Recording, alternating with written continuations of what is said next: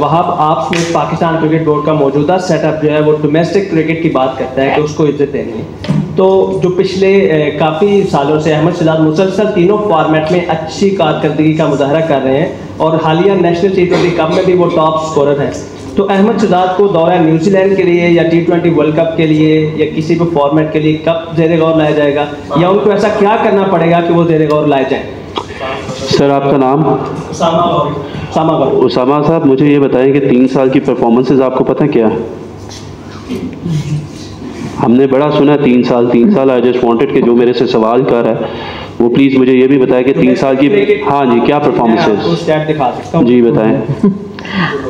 Thank you so much.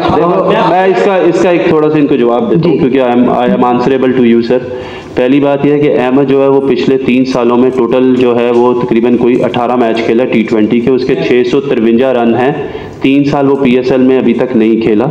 अच्छी चीज़ ये है कि इस कंपटीशन में अहमद शहजाद ने 4 मैचों में 4 50 किया और उसका स्कोर कोई 270 प्लस है। मुझे हर एक चीज़ की इन्फॉर्मेशन है, मेरी हर एक लड़के पे नज़र है।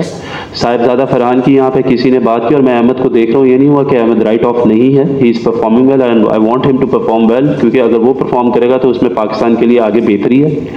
रहेगी साहिबजादा फरहान की बात, तो आप लोगों में से काफ़ी लोगों को ये बात नहीं पता कि जब साहिबजादा फरहान इस टेस्ट स्क्वाड में हिस्सा नहीं बना सके थे तो मेरी उनसे ऑफ द रिकॉर्ड बात हुई है। ऑफ द रिकॉर्ड मैंने उनको फ़ोन किया और उनको यही कहा है कि आई होप कि you are not disappointed, because अभी जो हमारा ओपनिंग स्लॉट है वो टोटली सेटल्ड है और आप स्कोर करें, आप स्कोर करते जाओ। इंशाल्लाह आने वाले वक्त में हमारे शाहीन के टूर्स आ रहे हैं और you will be a part of it because we want to develop you because you have performed really well.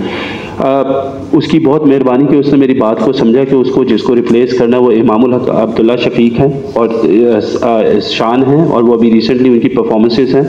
सो उनके जब जगह बनेगी, वंस अगर खुदा न खास्ता उनका कोई फेलियर होता है तो वी विल सी कि हमें कब जाके उसको मौका देना है, तो हमने उसको अप्रिशिएट किया है। सेकेंडली उसने मेरे से ये भी सवाल किया कि why I was not part of the selection central contract, जिसमें मैंने उसको ये जवाब दिया क्योंकि ये मेरे आने से पहले बन चुके हुए हैं सेंट्रल कॉन्ट्रैक्ट्स, तो मैं इसका आपको जवाब दे तो नहीं हूँ, लेकिन स्टिल मैं PCB से पूछ के I will give you each and every detail of it. And then I called him back saying कि जो पिछले साल 2021 से 22 तक की जो परफॉर्मेंसेस थी, ये 22 से 23 तक की जो परफॉर्मेंसेस थी, ये उनके बिना के ऊपर जो है सेंट्रल कॉन्ट्रैक्ट अलॉट हुए हैं। लेकिन क्योंकि अब आपने इतना परफॉर्म किया है, आगे जाते हुए जो नया सेंट्रल कॉन्ट्रैक्ट बनेगा जो 2023 और 2024 का होगा, उसके 2023 और 24 और 25 में जो बनेगा, सो प्रॉबली उसके ऊपर हम आपको पूरा प्रॉबली कंसिडर करेंगे कि आप you can be one of the part of the central contract players. तो हमारी कम्युनिकेशन इज वेरी क्लियर। कल मैं कराची भी जा रहा हूँ, अगर अहमद भी मिलेगा तो मैं अहमद को भी सारी चीज़ें बताऊंगा और I have each and every thing on record. अगर आपके फ़ोन में नहीं होता तो मैं आपको ज़रूर निकाल के दिखा दूंगा, मेरे फ़ोन में है जी। लास्ट वहाँ पे एक चीज़ लास्ट आखिर में क्लियर कर दें। आपने कहा कि जी दोस्ती की वजह से आपके ऊपर इल्ज़ाम आ रहा था, इसलिए आपने सलमान बट का नाम वापस लिया है। तो दोस्ती तो आपकी कामरान से भी है, तो कामरान का नाम भी आप वापस ले रहे हैं?